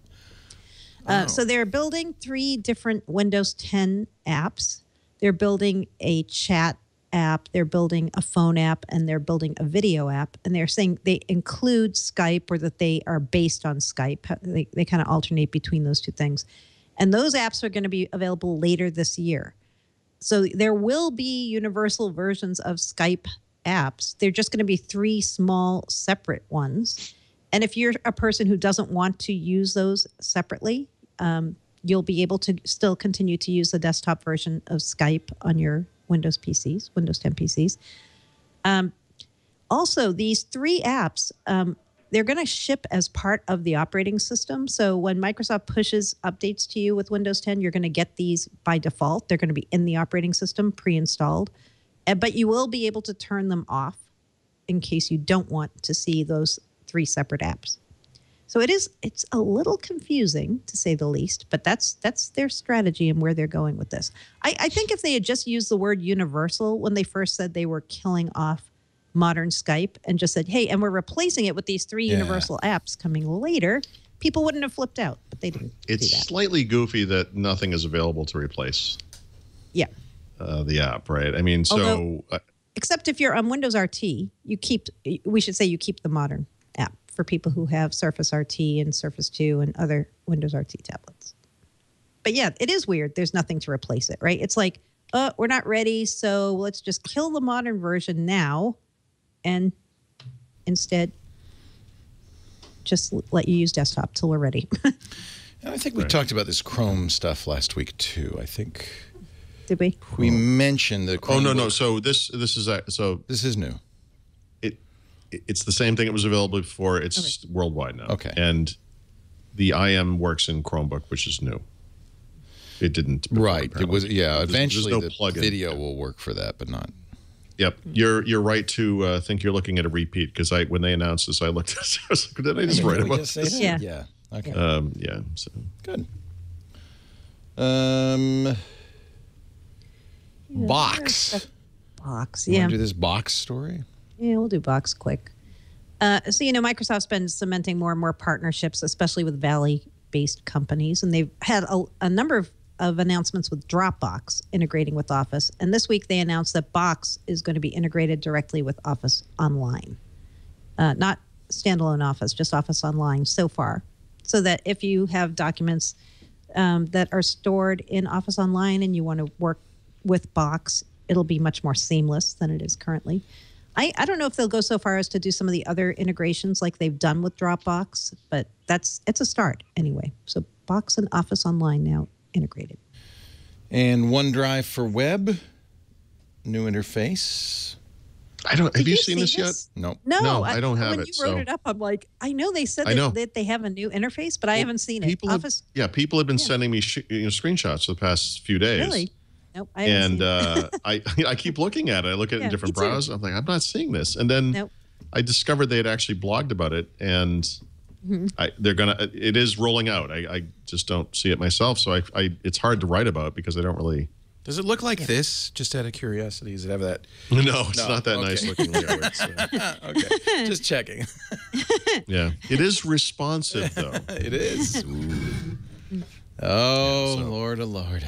If you use OneDrive on the web, you will have received or will soon receive what they're describing as a fairly major user experience update. And Microsoft buys Blue Stripe. What is Blue Stripe? Is that a Jamaican beer, I think? No, it's Red Stripe. Oh, okay. Red Stripe. What is Blue Stripe? I forgot to mention this last week. Microsoft bought a company based in North Carolina called Blue Stripe. And what they do is applications management software. So it's going to Microsoft's going to integrate it with System Center and the operations management suite that they have. And I just wanted to mention that they bought them because a number of people said, "Oh, you're going to talk about this on Windows Weekly, like the significance." Other than the fact that they're integrating it with System Center and operations management suite, I don't know what the significance is, but yet another small company Microsoft's buying to fill out its systems management stable of products. There you go. Cool. So just in case you didn't know, the site I was showing, for those of you watching videos, the new Twich site, which did go up this week. And we have a few bugs. I've been asking people, if you want to know kind of more about it, there's a banner on the front page that says, "Welcome to the new site, learn more." There's some description in there about what we're trying to do and so forth and why we did it the way we did it. It's kind of a really very different thing. But there's also, right at the front there, there's how to report bugs. And I want to let everybody know, we know about a pretty nasty bug, and it really is not on our designers, but it's on me because I should have caught that. When you go to a show page and you want to download it on our old site, you could right-click and download. First of all, we've made this ridiculously complicated. You have to click download options, choose what you want to download, press the download button, and then it doesn't download, but it starts streaming. And you can broken the web. I broke the web.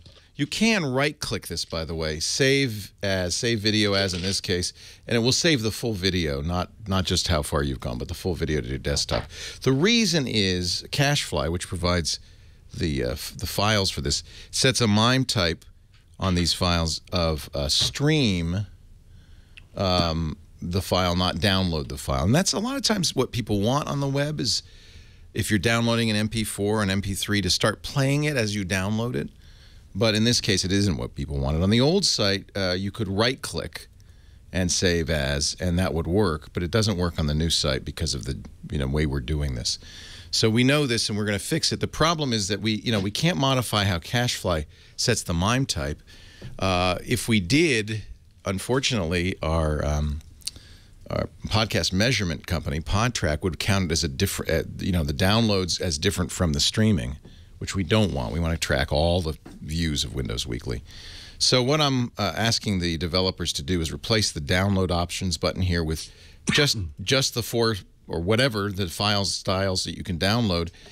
The link that you'll see there, this is going to be like the old site.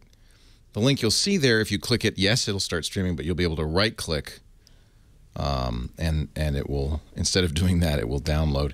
And if you have Chrome, we're going to set it up. Chrome does allow a tag that says don't stream, download. So we'll do that for Chrome. But for those of you using IE and other browsers, I don't think they honor that tag. So you'll have to right-click. We'll put instructions right there next to the download button. And I apologize because we heard from a lot of people who say, "Hey, all I really use the site for is to come to it, you know, and click that thing where it says download a show, and I can't do that anymore." And we know we know you want to do that, so we're going to make sure you can.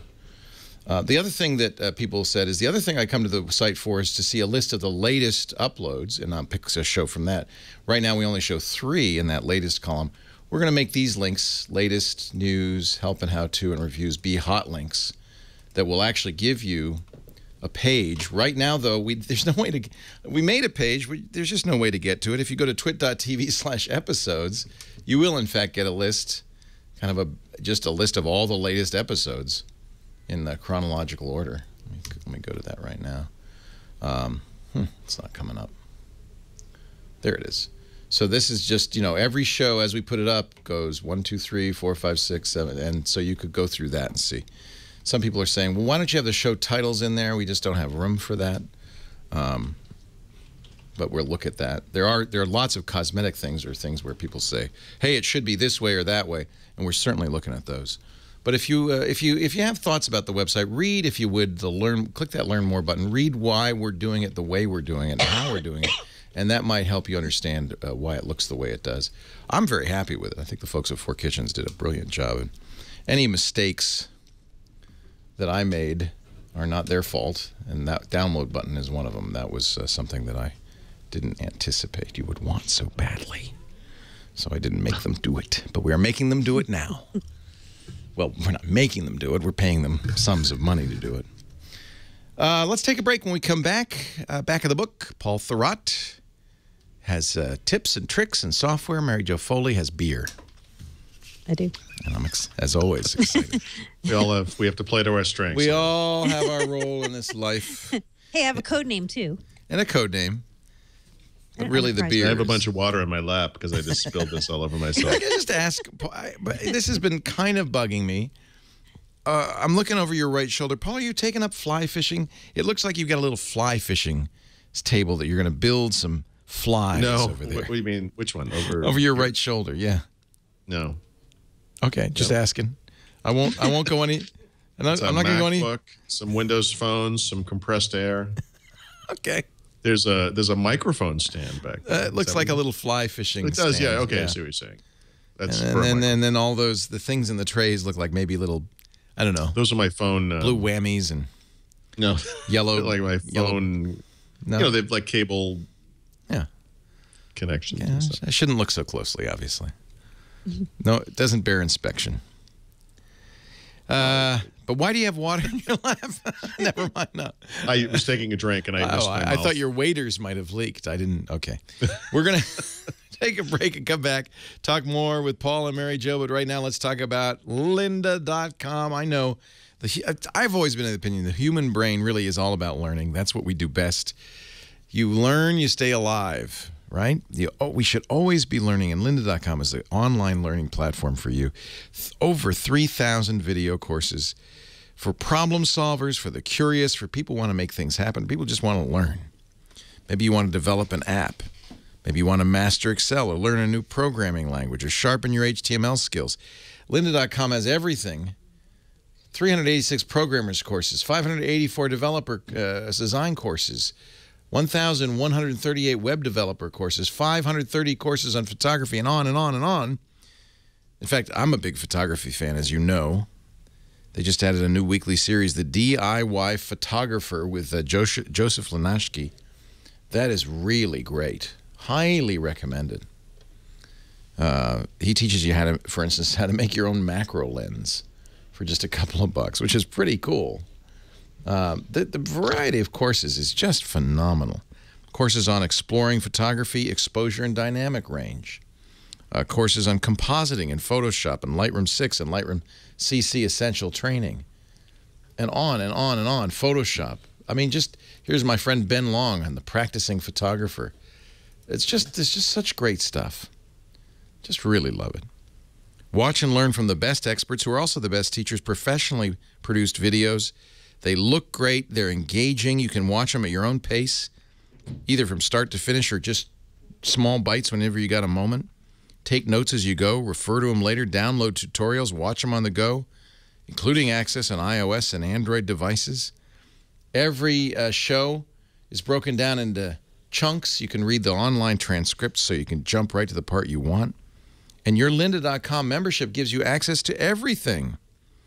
Hundreds of topics, thousands of courses for one low, flat monthly rate.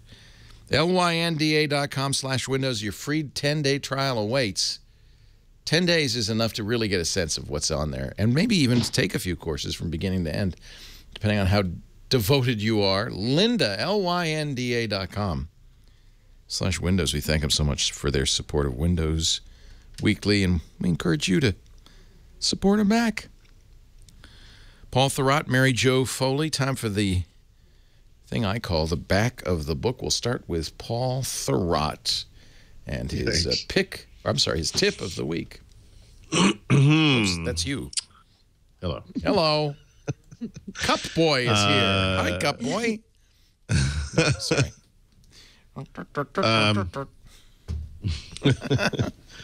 I do like the look of that one. I know. I can't wait.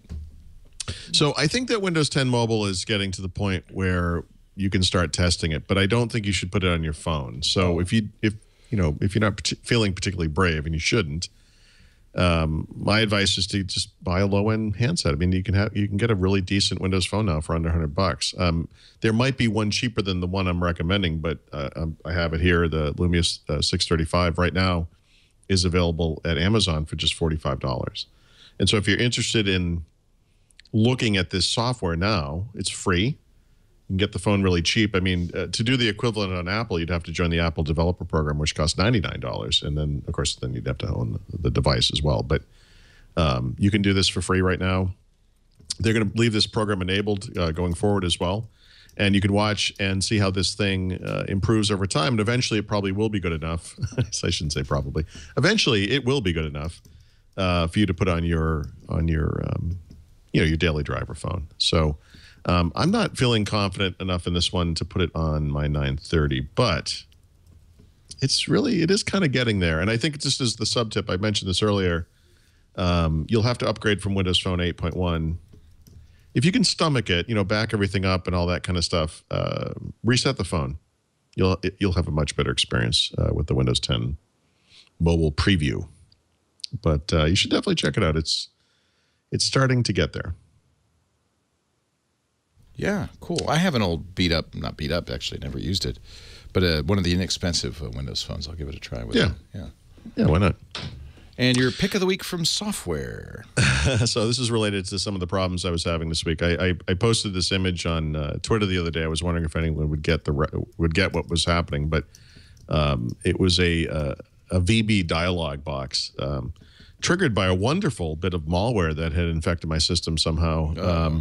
Wow. Which I believe is related to the Defender in Windows 10, which I'm still a little confused by. But I spent a good part of the last 24 hours working with various, anti-malware packages. And I have to say, the one that really worked wonders for me, so much so that I ended up buying, the retail version, was the WebRoot software, which is called Secure Anywhere. You can buy it directly from the manufacturer, and it's maybe $45 or something for 3 PCs for a year. But they have a downloadable version at Amazon for just $18, which is for 3 PCs, which is actually pretty impressive.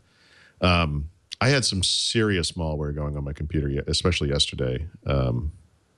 This is not completely related to my Windows 10 problems, by the way. This is something a little more recently. I've been kind of screwing around with the computer trying to figure out what was wrong with it, and I think I might have done something to introduce this. But I did. The way I noticed I had malware on this computer was I couldn't access Task Manager. When you right-click the taskbar and Task Manager is a choice, Task Manager was grayed out. I thought, that's interesting. But I still have some residual effects from that problem because I can't get my microphone to work in Skype in Windows 10. This happened yesterday as well as today when we started the show, and so I'm looking to wipe this thing out. But all I can say is I tried a bunch of stuff, and I had really good results with this. And so I think I can I think I'm just going to keep using it. But it's called WebRoot Secure Anywhere 2015. Yeah, they've been around for a while. Yeah, they have. I mean, I have to say, normally I've never had problems using Defender myself. And, you know, I noticed this just going back into Windows 8.1 on this PC to do the show. It's interesting because you kind of get used to the kind of weird unstableness of Windows 10 when you just use it every day. It's interesting. Like Windows 8.1 is kind of so stable and solid and works. It's I get why people don't want to run beta software, but yeah. Yep. Mary Jo Foley, Enterprise pick time. Go ahead. Yes. My enterprise pick is the Office 365 store. So people may know there's already something called the Office Store. It's a website where you can go download add-ins and apps that complement your various Office apps. Pretty soon, I'm not exactly sure when, but sometime in the next few weeks, I think, people who are in the Office 365 first release program are going to start seeing a new icon when they click on their Office 365 dashboard. And it says on that icon, Office 365 Store. Now, it's not what it seems like it is. It's not a separate store where you're going to get add-ins for Office 365. Instead, it's, from what I can tell, like a front end to the Office.com store. So that if you have add-ins and applications that you've already gotten from the store or that you want to get from the store, you'll see this new icon to remind you, here's a way for you to view what you have in terms of third-party add-ins and add-ons. And it's also going to be a way that you can see what's available through that icon. It's going to be rolling out not only to Office 365 users, but it's going to be part of the ribbon in Office 2016 at some point as well. So if you see Office 365 store, don't panic. It's the store you already know and love, just with a new icon. All right. And codename? Codename is Project Tokyo. This is a codename that our friend, the Walking Cat, H0X0D on Twitter, found a while ago. Your friend, maybe. Our friend. Yeah. This guy, we've talked about him on Windows Weekly before. He is excellent at unearthing code names. So he found Project Tokyo a few weeks back, and he said to me, Mary Jo, what is this? And I could not find what it was, but he now has stumbled onto what it is. Project Tokyo is something called the Azure Enterprise Data Directory. What that is a one-stop shop for all your enterprise relevant data assets. What does that really mean, and where is that going to play? I'm not sure. It is some kind of a new Azure-based data directory service.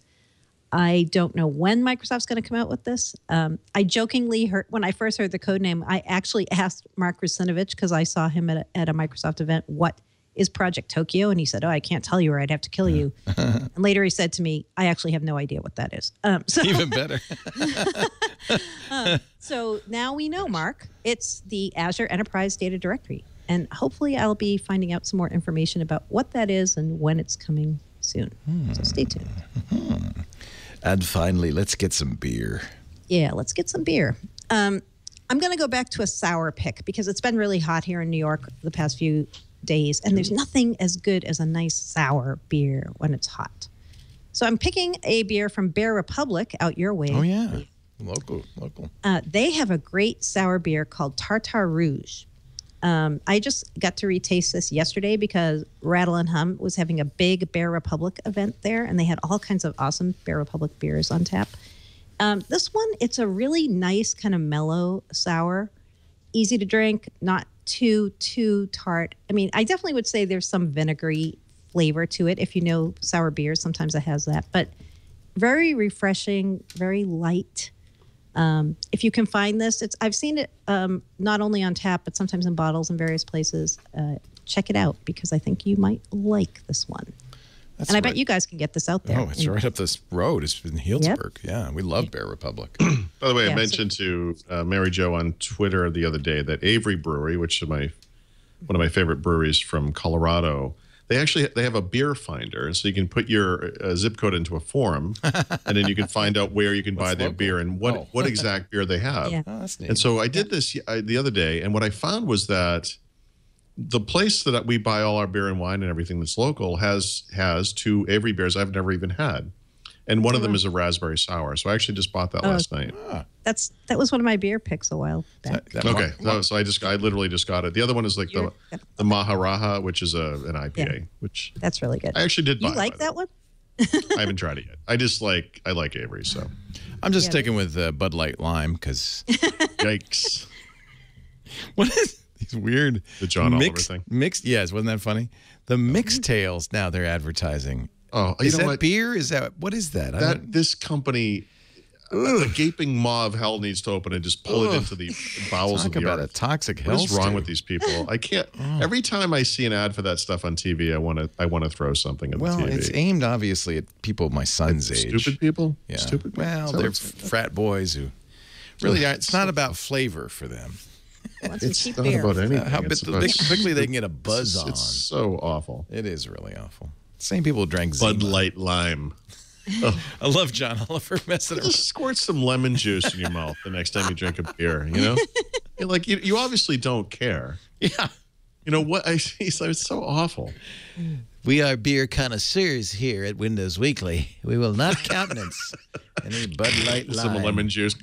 It's just exactly the same. No Bud Light Lime in your cup head. No.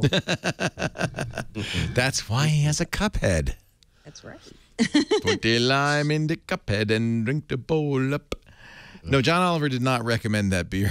Let's make that very crystal clear. No, his thing about Bud Light Lime was hilarious. Very funny, yeah. Paul Thurrott, he's at Thurrott.com, THURROTT.com, and he joins us every Wednesday, along with Mary Jo Foley from AllAboutMicrosoft.com. There are no 2 better people covering Windows. And they're in the business today, and that's why we love doing the show each and every week. Find out what's going on. Around about 11 a.m. Pacific, when I don't lose my wallet.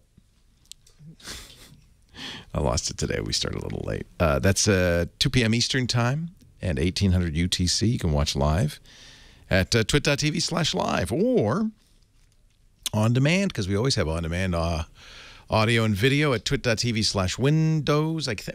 Try twit.tv/ww, youtube.com/Windows Weekly, wherever you find podcasts, that place. You know, that special place. I guess I'm told now Internet Explorer does do the right thing with our website. So it's not Internet Explorer that's the problem. It's other browsers. So if only everyone used IE. Why doesn't everyone use IE? Oh, my life would be easier. What about the Edge? Or Edge. Actually, I have to try it with Edge. Is it Edge or the Edge? Because Edge is in... The Edge is the guy from YouTube. YouTube. Okay, let's get that straight. Let's get that straight. Do you have Windows 10 on the Surface Pro as well? We have somebody in the studio who's got it. He's got a dual boot, so he's going to test it with Edge in just a second. Hey, thank you guys. Always a pleasure. We'll catch you next week on Windows Weekly. Bye-bye.